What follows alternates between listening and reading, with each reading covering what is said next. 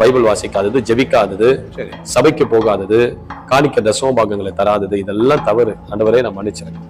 Compass பண்ணணுமா, அறிக்கையிடணுமா? சரி, அந்த அறிக்கையில என்னென்ன இருக்குது?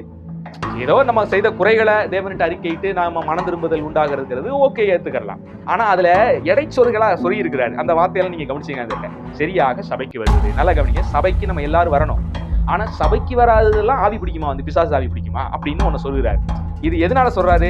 அப்படியே வரிசையா சொன்னாதான் அவருடைய மைய கருத்துக்கு போக முடியும். எடுத்த உடனே என் பாயிண்ட் இதுதான் சொன்னா நீங்க எல்லாம் கண்டுபிடிச்சிருக்கீங்க, உஷாராயிருவீங்க. அதனால முன்னால கொஞ்சம் நல்ல நல்ல விஷயங்களா பேசிட்டு கடைசியா கொண்டு வந்து அவருடைய பாயிண்ட முடிக்கிறதா அவருடைய பொருள். கடைசி எப்படி முடிக்கிறாரு?